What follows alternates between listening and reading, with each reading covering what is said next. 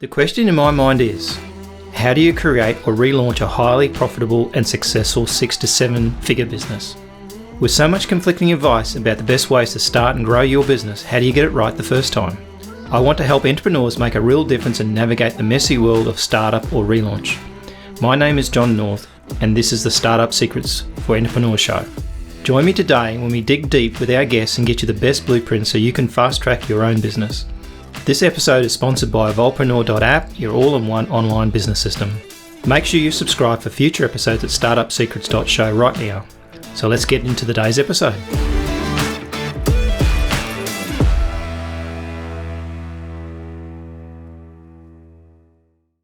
Hey, it's Josh Taylor from Product EVO. I just finished the Startup Secrets show with John, and we covered some amazing topics. So if you're an entrepreneur with an idea for a product, we covered things like product strategy, choosing the right table metaphorically to sit down at to make sure you can get the biggest return on your investment. And we talked about the pandemic and its impacts on supply chain and bringing new products to market and what it really takes to make a product successful. Check it out. I think you're going to learn a lot.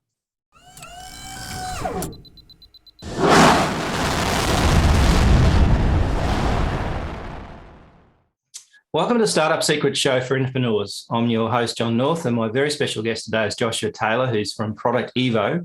Welcome, Josh, to the show. Hey, thanks. Glad to be here, John. Cool. So what part of America are you in? I'm in Southern Utah. So most people know where we're at by Zion National Park. We can see the Zion National Park skyline from my window. Right, nice. There you go. We've had guests from all over the world, basically. So it's not interesting. It's like travel, like a geographic trip. Yeah, I can imagine, man. So give me a bit of background about who you are and where you've been the last 12 months, each say. Well, I mean, the last 12 months we've been in a global pandemic, right? So it's been a wild ride for sure. But so I run a company called Product EVO. We do physical product development.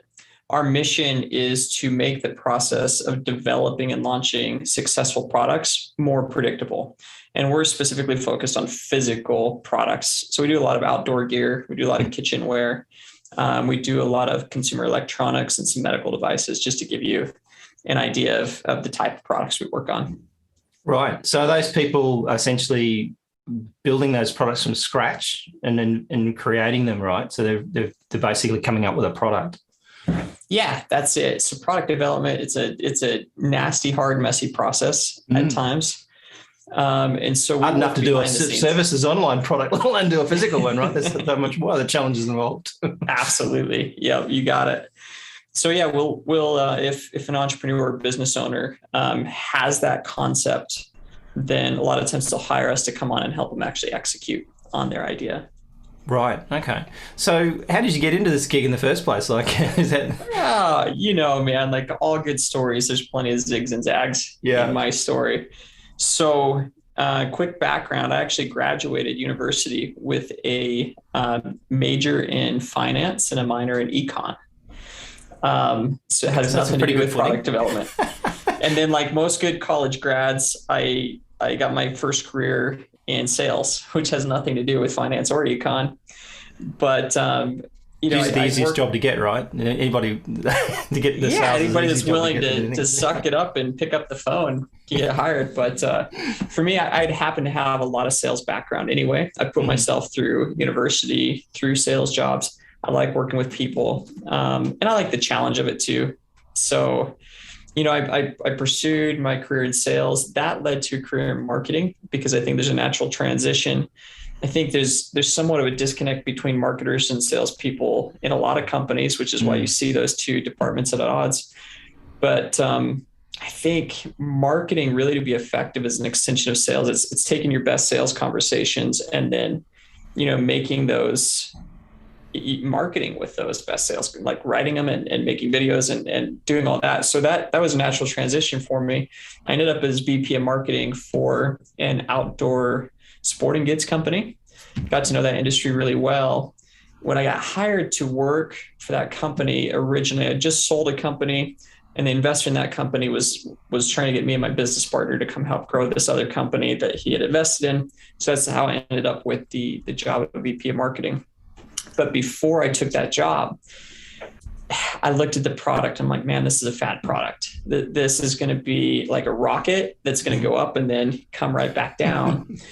And I wasn't really interested in jumping into a business that I thought had a short lifespan. So I was talking to the owner in the interview process, and I asked him what his strategy was to basically establish a long-term business. He had a good answer. He said he was going to open a bunch of retail doors with that initial fad product and then follow it up with more stable products for the longevity. So great, sign up. I come to work with him. Over the course of about 18 months, I realized his idea for follow-up stable products were variations on the same idea. Okay. And I'm watching. They had one good idea, and that was about it. That was it. Yeah. I'm watching our competition just start to crash and die all over the place. I mean, they're just burning up. So I approached him with some ideas. I knew who our retail customers and partners were. We had a lot of distribution in the pharmacy space. And we had a lot of brand recognition as an active lifestyle company. And so I came up with 2 product ideas that I thought met what our retailers would want. They would expect to purchase with us and also were in alignment with who our brand was. And pitched him to him, and he gave me the green light, but we didn't have anybody in the company who could do that. So I was like, well, I'll tackle it. So this is how I stumbled into product development. But what I found, because I've got a really creative background, I found that this was like the perfect marriage between my sales experience, my creativity, my marketing background. Because you know how it is when sales, like a lot of salespeople have to take what's out there and just kind of map it more or less to what the customer needs. It's really a communication between the customer and the product, really. At the end of the day, you're the kind of the industry that figures it out for them and explains it in their own language, really, at the end of the day.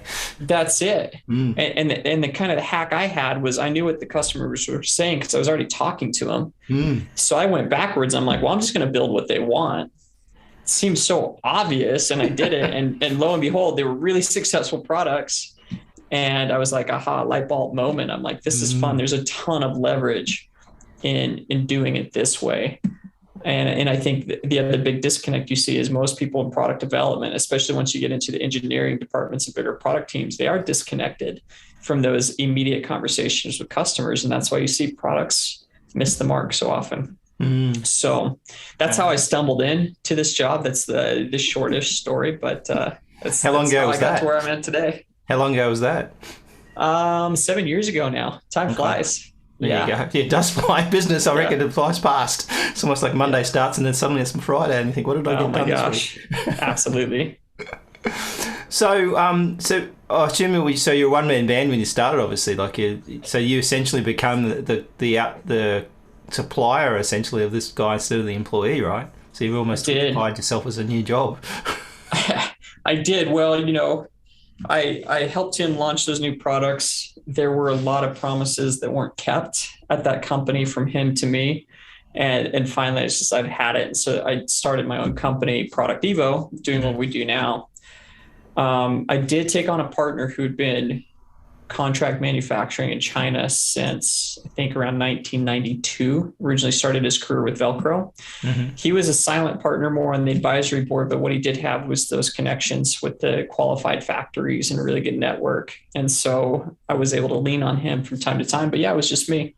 I went out and did what every good entrepreneur does, and I got super scrappy, and I kind of forced my way into a few good networks and started drumming up clients, which we can get more into if you want. But yeah.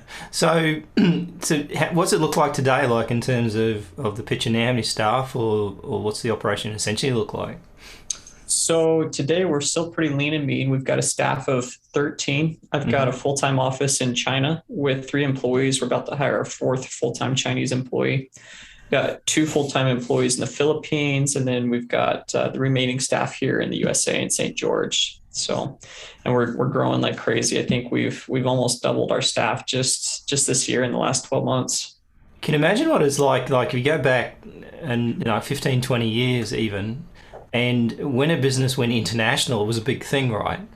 Yeah. When you think about it now, we're almost all international businesses. When back then it was like a big deal with local companies suddenly went international and put up an international office and stuff like that. There's a huge expense.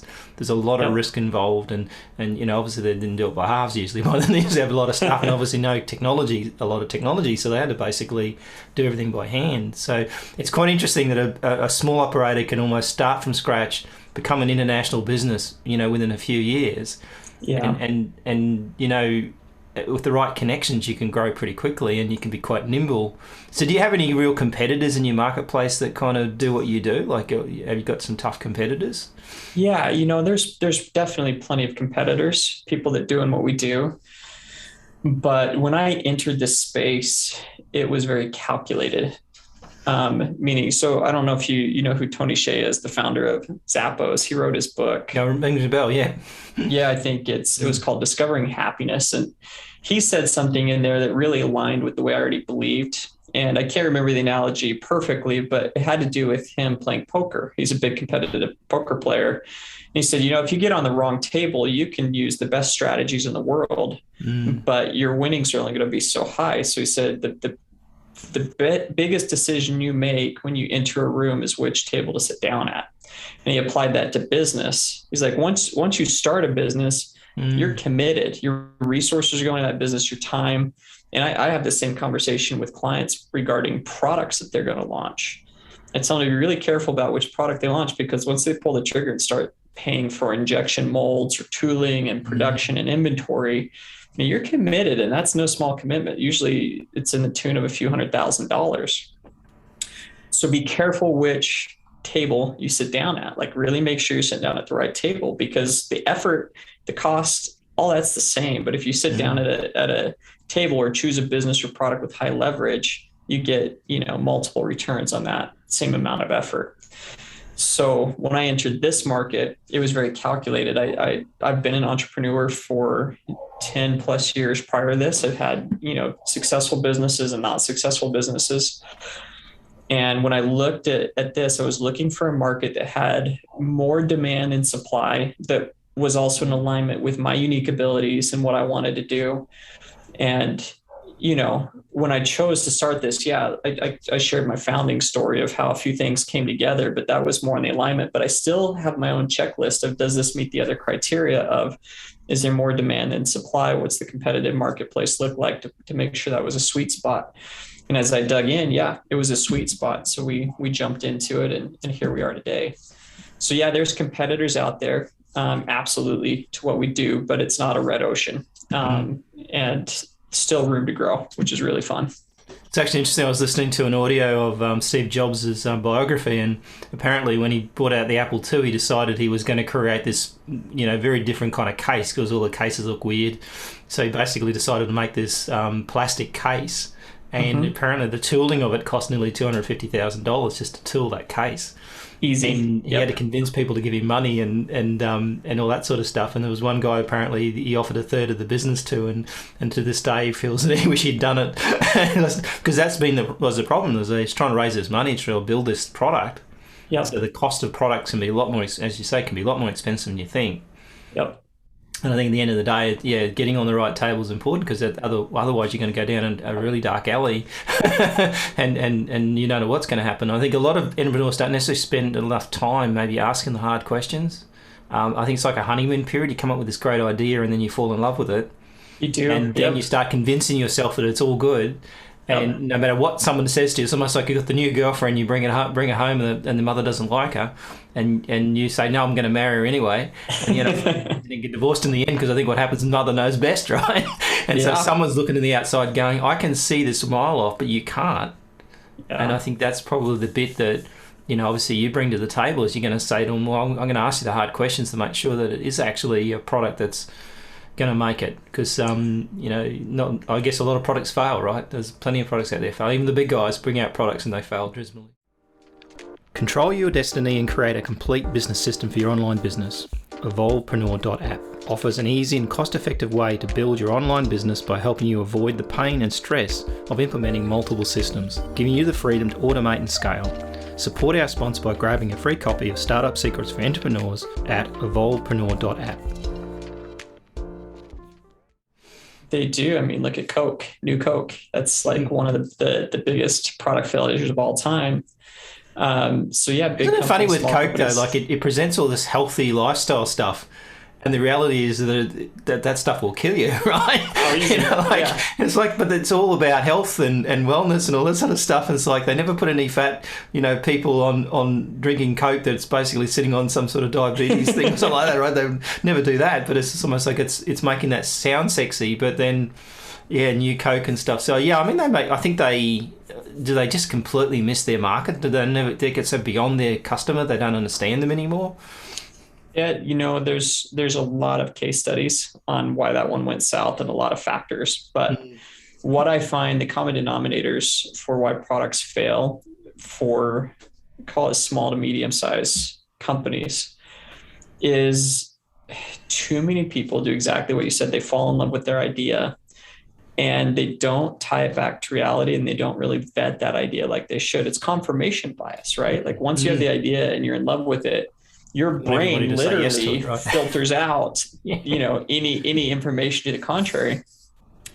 But I always ask people questions to figure out if there's at least a guaranteed market of one, meaning does that entrepreneur, do they have some personal affinity to that product? Meaning, are they a user of it? Or is somebody very close to them benefiting from it? Meaning like a mother or father or cousin or child, somebody that they care deeply about.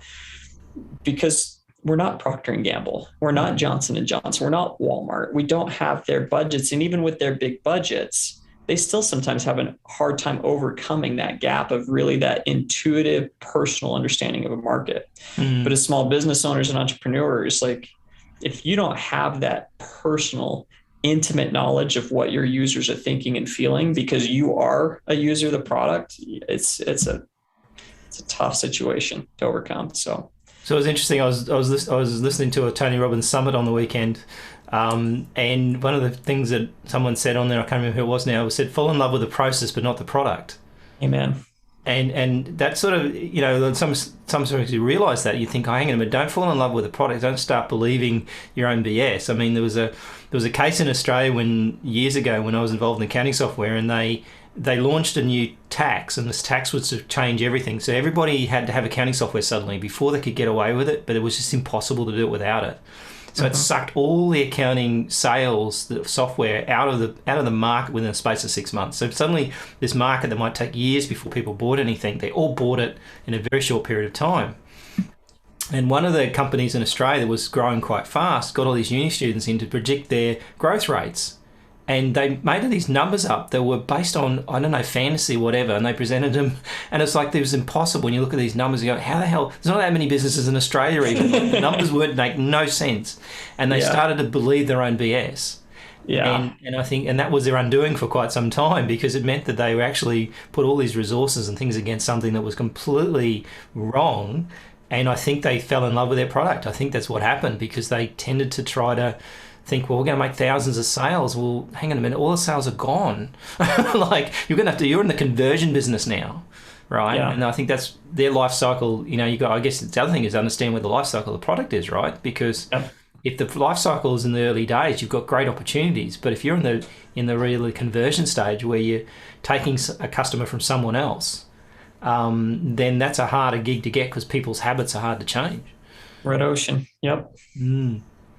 Yep. So you were talking before about you just finished doing Scalable. So obviously that was an interesting journey in terms of what you did. What was the main kind of points of taking a company? So the idea of Scalable is that you're basically working on a business system and improving your processes, right? And that's the main gist. I mean, I went through some demonstrations of it some of the time. It's the main kind of gist is you're trying to make sure that your business has got a proper business system in place, right?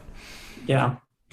So for us, I mean, we've been on a really steady growth trajectory since day one for 7 years. And Scalable talks about the S curve of growth, which when I became an entrepreneur, I was oblivious to. I just thought you start something, and as I launched more businesses, I got more savvy about this, but you start something and you get those initial sales and you get traction. And then, in my mind, crickets.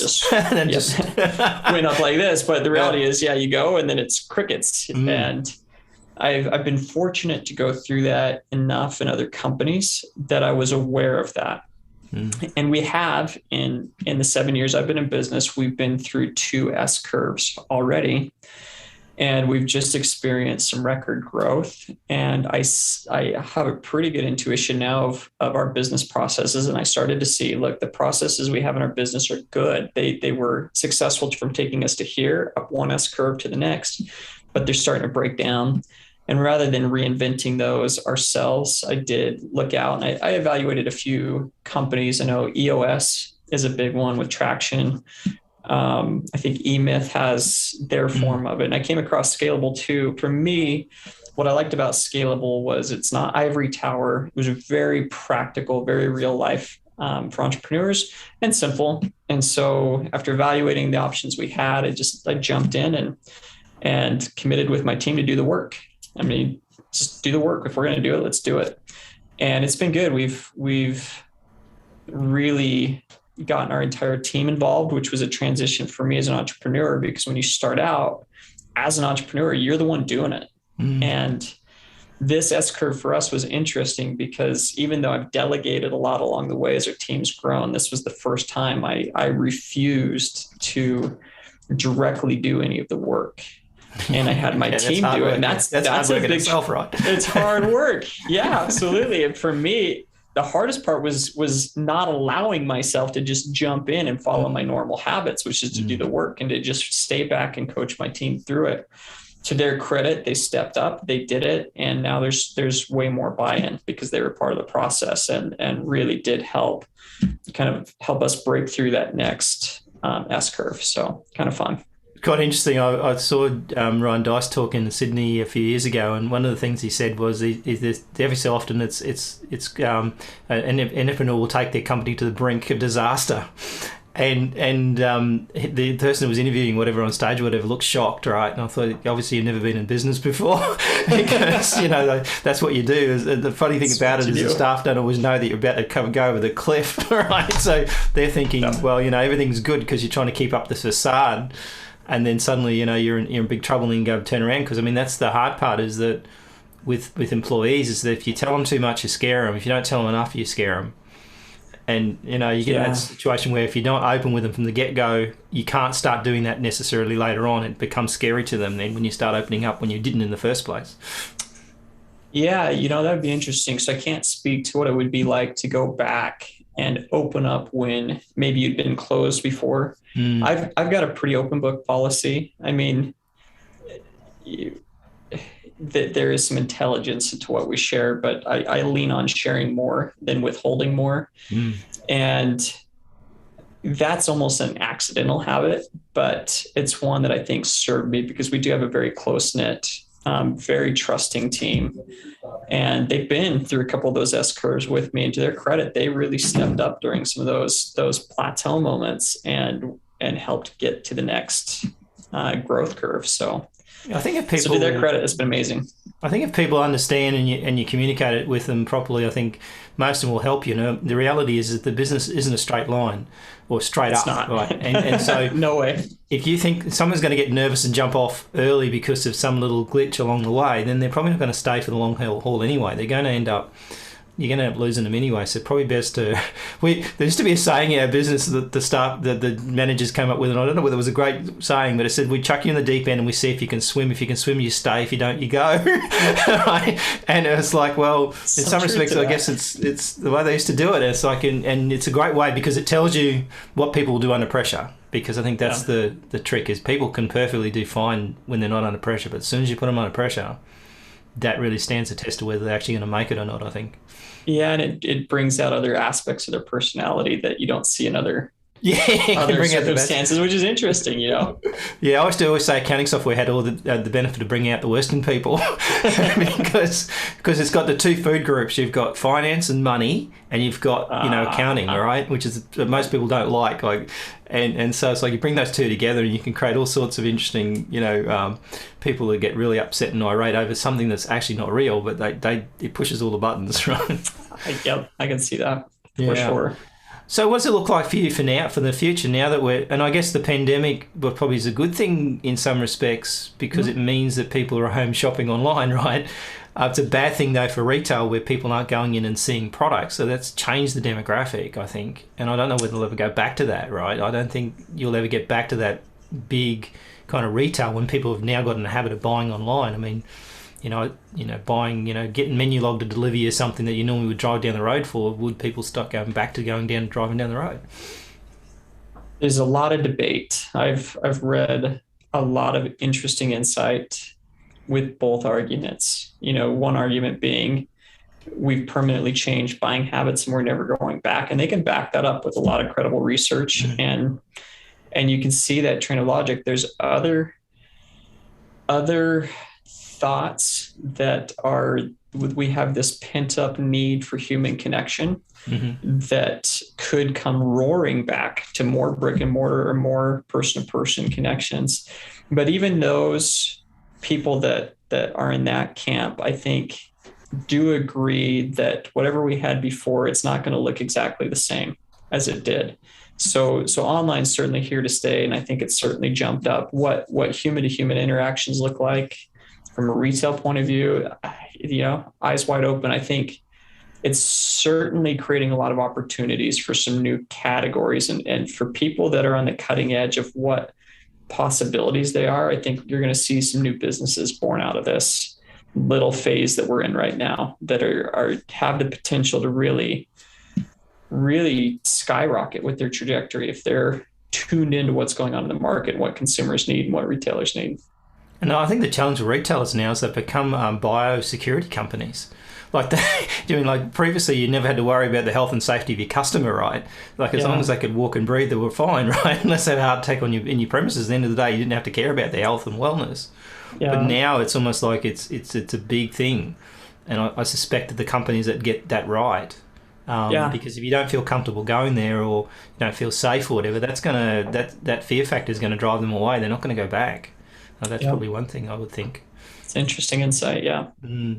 Yeah, so I'd be interested to see what happens out of this, and I guess the new variations of corona have basically caused a situation where it's far more infectious. So it means that the reality is not, this thing isn't going away anytime soon. So they're going to have to adapt to it and live with it. You can't just hide away from it for the rest of your life. It's not going to work.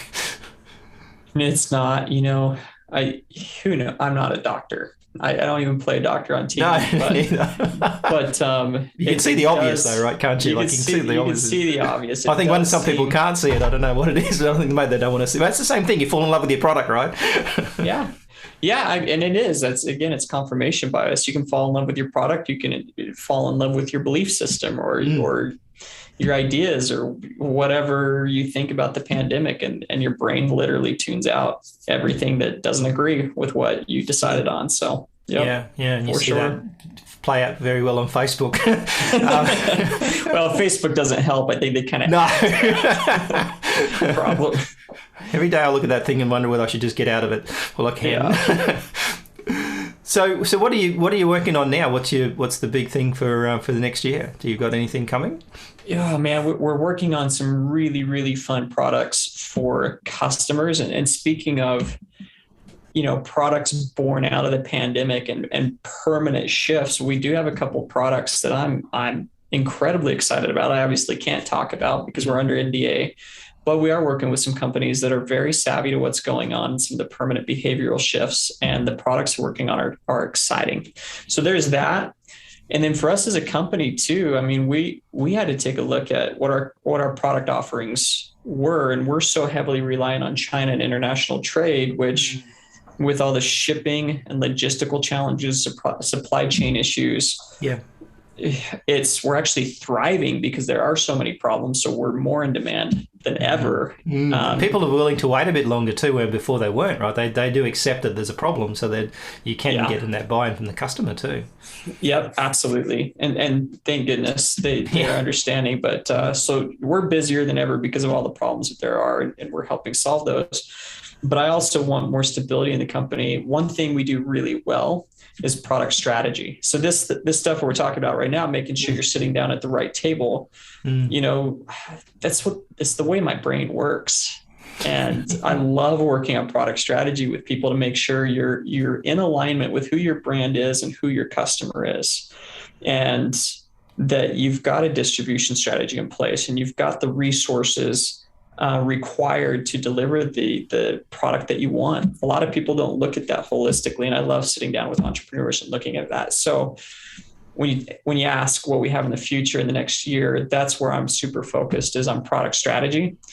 And part of the reason I like that is right now we're exclusively working on physical products, but when you add product strategy as an element, now we can work on digital products and even service products to really help people get those right for the marketplace. So I see probably the most leverage in business there at that early stage. Most people, the trend is people bypass that. They fall in love with their product. They get the idea at 3 a.m. They're like, this is it. I'm going to go with it. But if you just pause for a moment and really get that strategy right and make sure that your ducks are in a row, I mean, the leverage on that is massive. And that's what gets me really excited. And what other people say about it, I think, like you sell 100 of them, see if you can sell 100 personally kind of thing. And if you can sell 100 and they like it, if they don't like it, then you know for sure. But I think sometimes it's easy to jump ahead and think, okay, I can sell this, everybody will want it. 3 years later, you're still trying to sell it. And I think there's a merge there too of the physical and the digital products. Like you see a lot of handheld technology, embedded technology and stuff like that coming out. And I did an interview with a guy a couple of months ago where he'd invented all these like wearable socks that track everything that's going on, can actually predict whether you're going to fall. And so it's quite amazing what's happening with that sort of technology. So I think there's going to be a big merge between your physical product. I mean, my coffee maker, I can communicate it with my mobile phone to make a coffee, right? And so suddenly that software running that thing, and probably behind the scenes, it probably is mostly software running that coffee machine now. Yeah. But that's a kind of a merge of technologies where you normally have to worry about it, like with your fridge and stuff. So I think there's that kind of merge between that physical product and that offline or that online kind of software subscription model that might work as well. Absolutely. You've got your whole Internet of Things is what they call it in the manufacturing space. And you can see it in the smart homes, like with your coffee makers, your lights, Google Home, Alexa, all that. So there's certainly a big emergence of a new trend there. I just have the coffee makers and reporting back and tell them somebody how many coffees I'm drinking here now. I predict how many beans I'm going to buy next week, right? Yeah, it's crazy. Pretty scary. Yep. So, thanks so much for coming. So how does anybody get in touch with you if they want to talk about and they're looking at launching a product, and who are you kind of looking for if they do come to you? What do they need to, what sort of what's your best customer essentially? Yeah, good question. So the people that we're best suited to work with are existing businesses that are growing. And it's kind of those accidental innovators that created a first product. It's successful. They built a business around it. Now they're going, oh, shoot, what should my second and third product be? I need some help with that. A lot of times their product teams, whether it's them personally or their teams, are a little busy. And so they'll work with us to help supplement that and help them make that second, third, fourth product really successful. For new inventors and new entrepreneurs, we have a guided innovator program, which is really more early stage to help coach them through this strategy stuff that we talked about so that they can get the idea right, get the strategy right so that they can be more successful. But yeah, for our core offering, our signature service, it's existing businesses, those accidental innovators that are looking for their second, third, fourth product to go to market. Best way to get a hold of me is just on our website. It's productevo.io. Right on the website, you can book a strategy call, which is where we'll give you 30 minutes and really help you walk you through your strategy. And my goal on that is whether we do business together or not, I want people to walk away with 3 specific action steps to move their idea forward. And then I've created what I call my product strategy canvas. And in all my years of being an entrepreneur, we're coming up on 18 years as an entrepreneur now. And in all the products I've been a part of, we actually counted, and we've been a part of over 1,000 products going to market. Nice. I've taken and captured everything I know about what it really takes to make a product successful on a single page canvas. So it looks simple. And it can be simple, but you can go really deep. And we use that as our framework to develop effective product strategies. You can download that for free on our website. And I'd invite anybody to check that out if they want to use that as a guide. Yeah, like take advantage of 18 years of experience and don't do it and get to the wrong table, right? So, yeah, that's it. Probably go to the wrong house even. That could be ran badly. So thanks so much for coming on the show, and really appreciate your time, and hope to talk to you again soon. Yeah, thanks, John. It's been a pleasure. Really appreciate it. That's a wrap on another awesome episode for the Startup Secret Show for entrepreneurs. Just before you go, if you like this episode, we'd be very grateful for a 5-star review. Please also consider recommending the show to a friend or two. Make sure you subscribe for future episodes at startupsecrets.show right now. Until next time, if you're an entrepreneur, make a start on your next great business idea today.